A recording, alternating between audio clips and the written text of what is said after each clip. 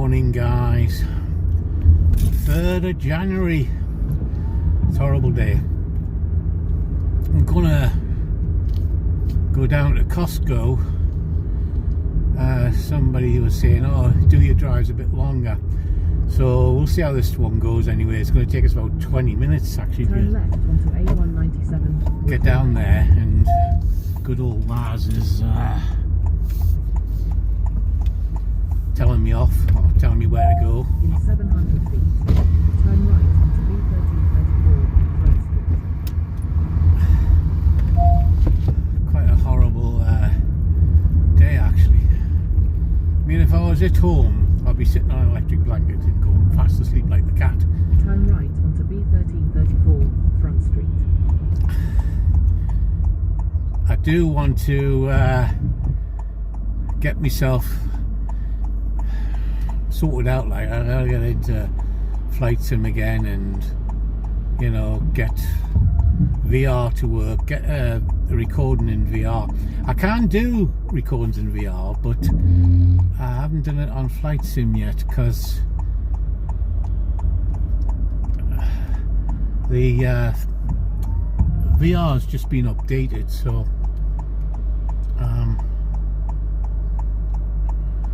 we're just trying to get ourselves into the mood. Everybody's out of the mood at the minute. Let's see if I can get a clear windscreen. In 1.2 miles, at the roundabout, take the first exit onto A189 towards Newcastle. Yeah, so what I was going to say was I go down to Costco mainly because I'm a member, mainly because of blue light card and also X services. You can actually get a Costco card, which is great. Maybe you guys are ex-Air Force services. As long as you got your ex-services ID, I think you can actually register in store and get yourself sorted out. Some pretty good deals. And I think it's blue light could do it as well. I'm not too certain, but blue light is of course the NHS and what have you, and they tend to get into most of these places. So Roadworks reported ahead. oh yes, there's roadworks ahead, we know this.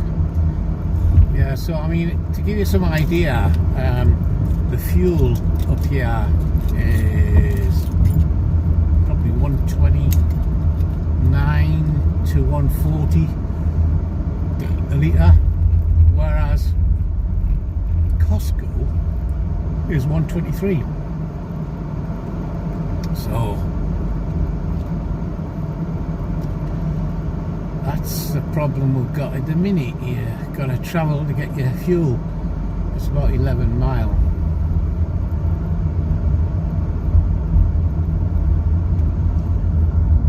I mean, it seems a bit of a farce.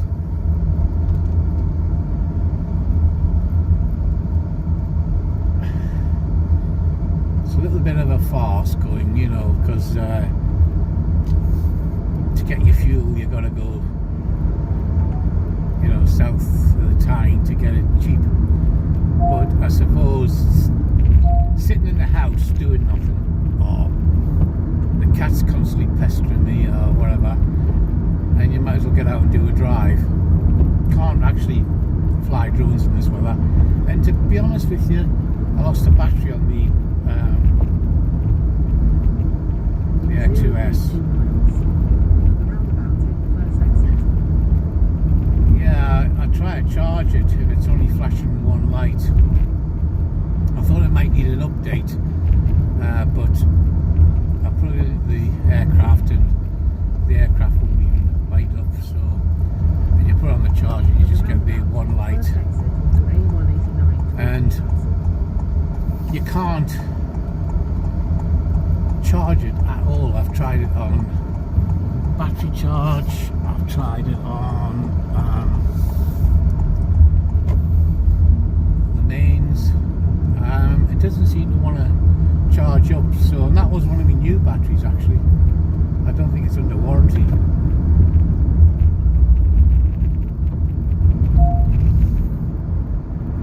Let me change me into cruise control if I can. What am I doing here?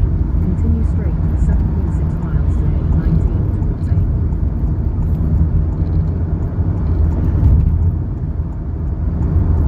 Got a learner there. Everyone wants to get past the learner. He's not doing too bad. The cruise at 60. Are we gaining? Very slightly.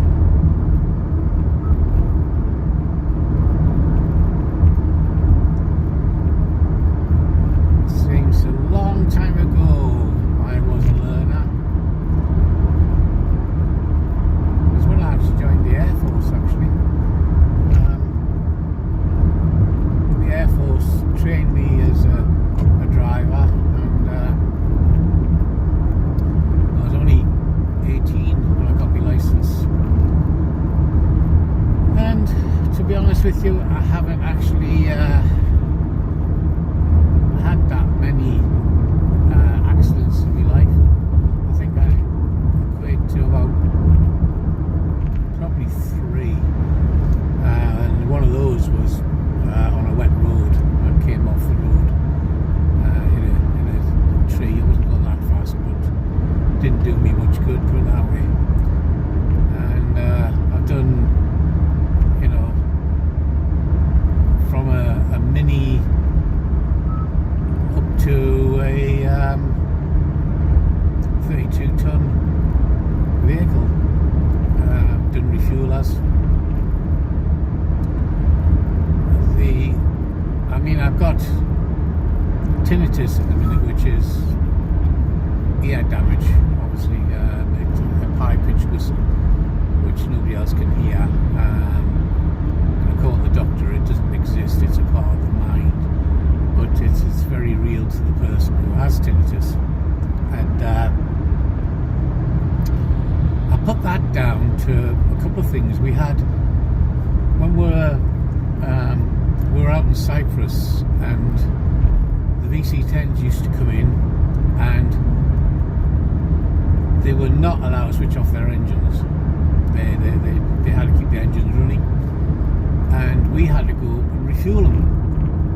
Of course, with the engines on, constantly like that while you're refueling them, it wasn't very good. We had the air defenders on, obviously, but you can still hear that aircraft noise when you're standing very close to an engine refueling it. And that's one of the things we did. The other thing we used to do is we used to have a snowblower.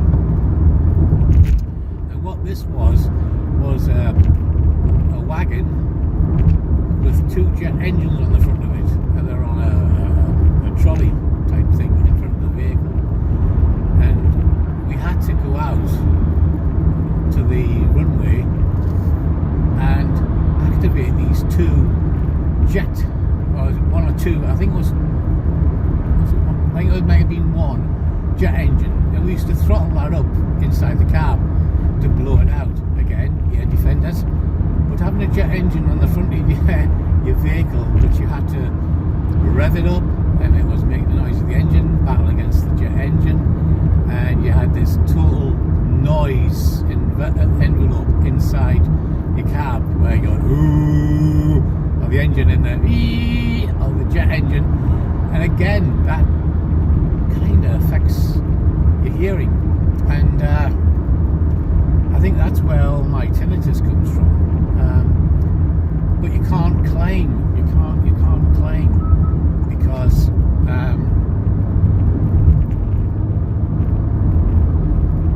it's something, so they can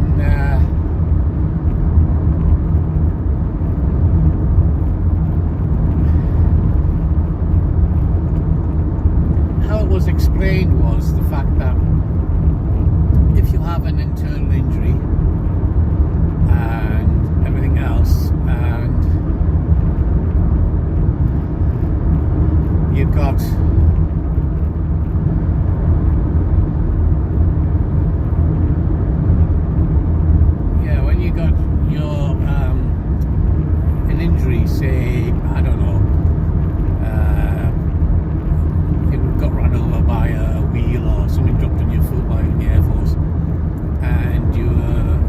experiencing lots of pain on your leg because it hit a nerve or whatever, that is something you can see. That's what they can assess to see how much it is affecting you. But when it comes down to tinnitus and internal injury, well, internal hearing, where only your brain can hear it, that is more difficult to prove. So about 8 years ago, they stopped doing claims on tinnitus because there's no way to prove the fact that you got whistling in your ears. So I probably dipped out on the claim, but nevertheless the whistling is quite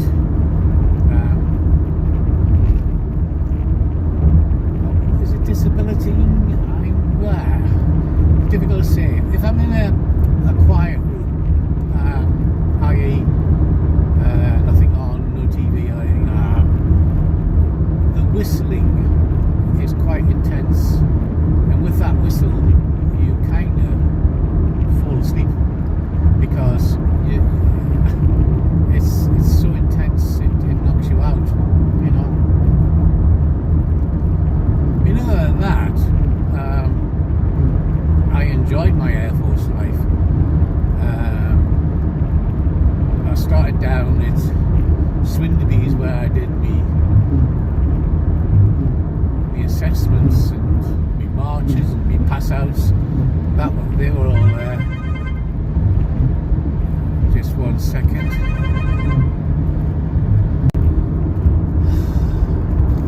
Sorry about that. Now we've got to start again. More phone calls. So yeah, I was in the Swinderby is where I kind of did my pass out parade and everything else, and from there I went down to Baldy because I went into radar. So I was in this situation where I had to get At the roundabout, take the fourth exit into A19 towards Avon. Yeah, the situation when you're driving. So I'm doing two things at once here, driving as well. When you're getting to Brodie, you had to get I think they paid for a taxi to Swinderby station. Then I had to get on a train. I had to change twice to that to get down to Brodie. And then when I got to Brodie, I had to actually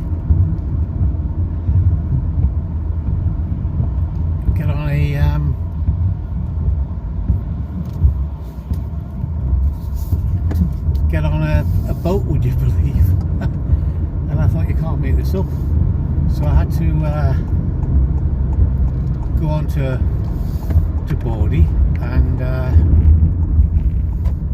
eventually you get out to Brodie Island.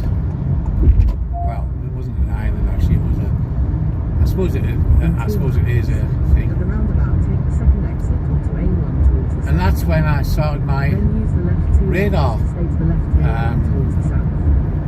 My radar training, but it was quite daunting because what you had to do was take over when the computers could not do, and you had a map of the northeast, or from the southeast of England up to, say, York, and all the dots on the radar, of course, was aircraft. So you had to switch on the graph. The graph was like a chessboard, say, on the screen, and inside the chessboard it was divided again. So you would have to call out your location. Well, we were November Kilo for the Norfolk, and then you have after that you've got to give a square, so it's November Kilo Bravo Kilo. So you're going up the chessboard, the second line down, across southwest. The aircraft's travelling southwest, and then you go. So you've got November Kilo Bravo Kilo 25 southwest, pending Kilo Alpha 704, and that is the pending is unable to get a strong signal off the aircraft of what it is, and the 7,400 is the altitude. And then later on the computers will catch up and give you the speed of the aircraft and everything else. So that was fine. I could do one or two aircraft, but you had to do up to, I think it was 50 or 60. Take the second exit. Then use the left 2 lanes to stay to the left to A1 towards the south. Yeah, so it was quite difficult for me to actually do, because you have to do, I'd say 50 or 60 a minute, you know, and I couldn't do it. I just, after 10, 15 maximum, that was me done. I couldn't actually control the aircraft. So the guy said, well, sorry, you're not really good at this, are you? So I said, no. And he says, right, you've got to change trades. Anyway, before I left, I managed to have a look at Project Blue Book, which is a UFO Continue straight for 7.8 miles to junction 73 to manual, 694. or a book, very thick. And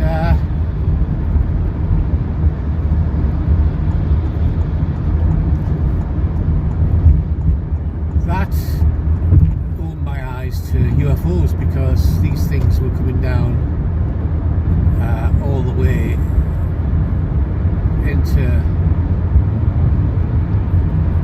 the UK from the north, and we have a corridor on the east side of England, which is northbound traffic only, and on the west side it's southbound only, and then you've got the crossovers to get into the airport, which is under local control. And this thing was coming down from the top of Scotland. It entered our airspace and it was picking up speed, and it wasn't identifying, it wasn't giving a squawk code or anything like that. So as you're watching this radar happen, you're getting what the radar operator was doing.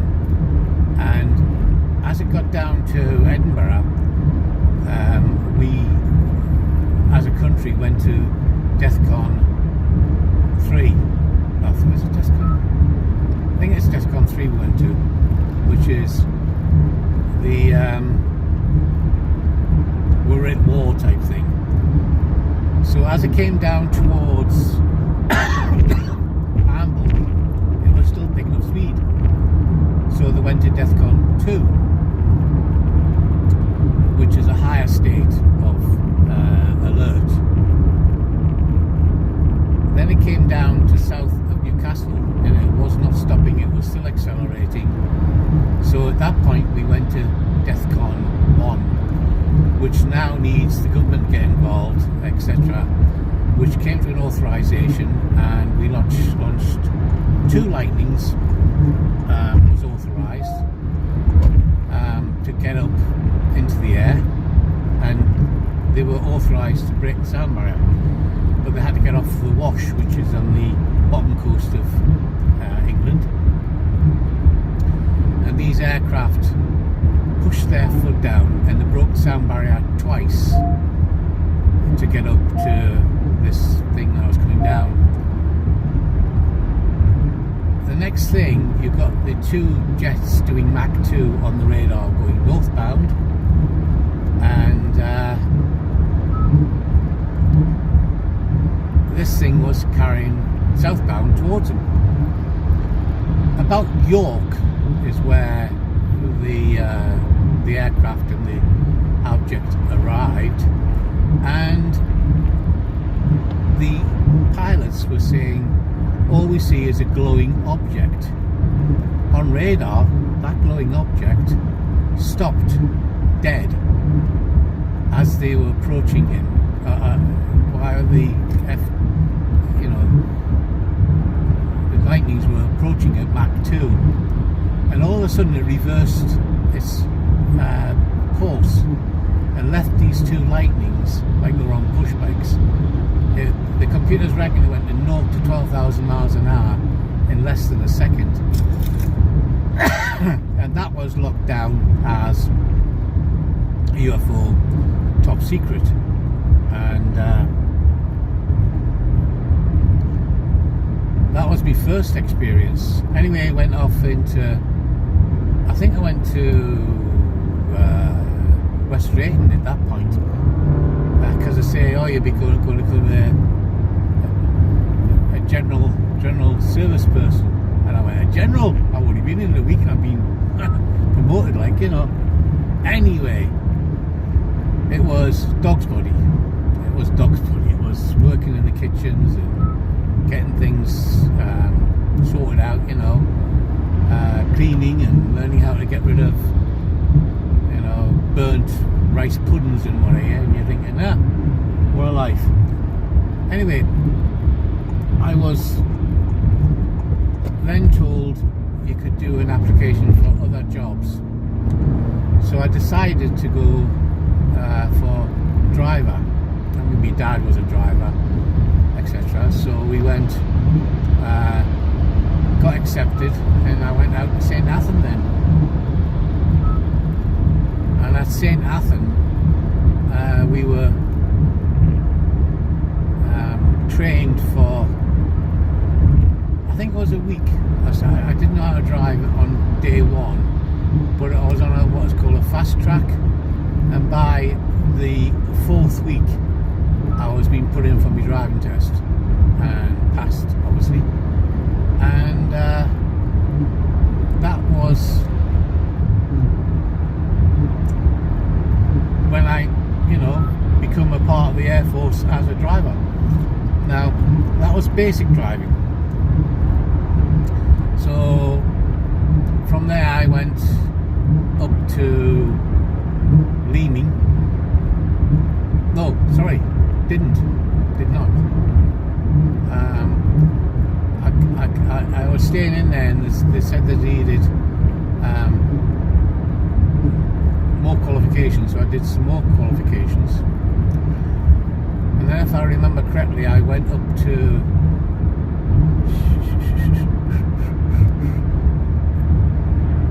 was Leeming, I think, after that. I know it was West Drayton. I went up to West Drayton in the MT section there, and then they sent me back down to St. Athan on my HGV.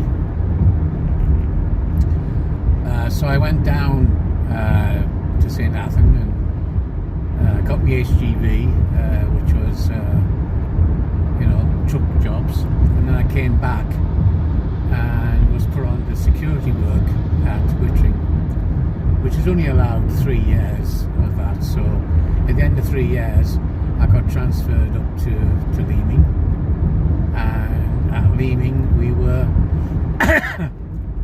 still a driver. We were doing the refueling of aircraft, CO's driver, ambulance work. We got called out to do the fireman strikes. We did that, which was great. And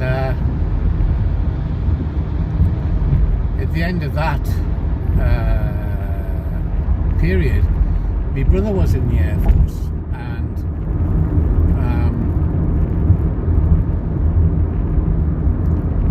he was posted out to Cyprus, and and I was driving an air marshal around, and I was parked in the hill at the gate, and I forgot to put the handbrake on, and it came up.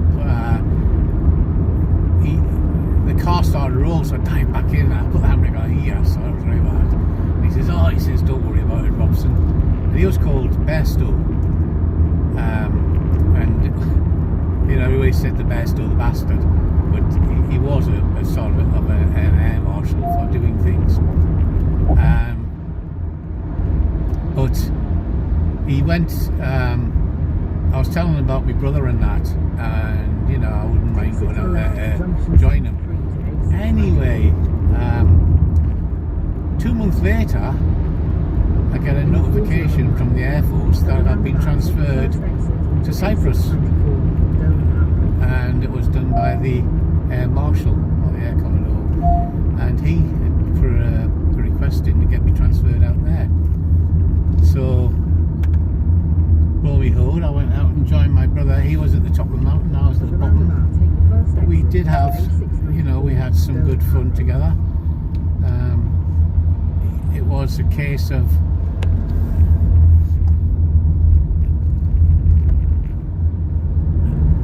we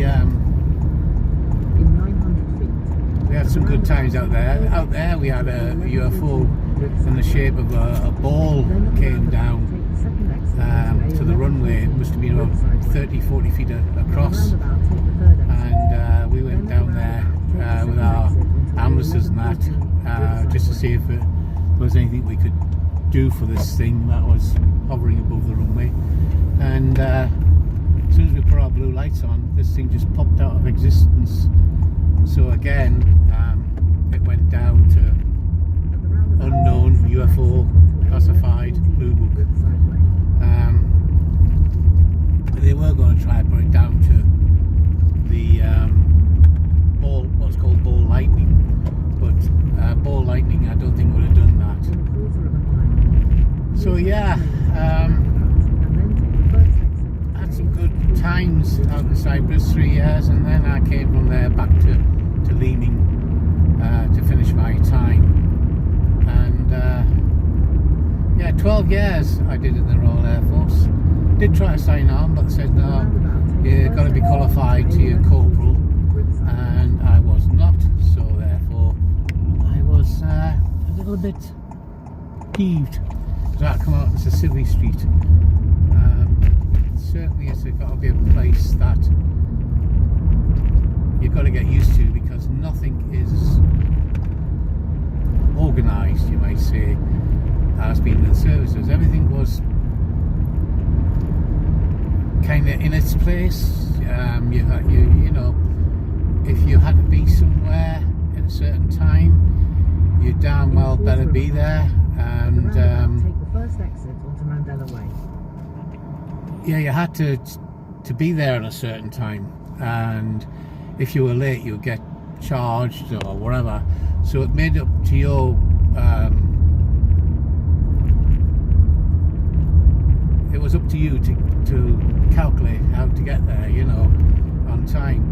And everything was in its place. You had certain times to get up, you had meals at a certain time, you had to go to, you know, get up in the mornings for a certain time. So, and it was, yeah, it sounds horrible, but it wasn't.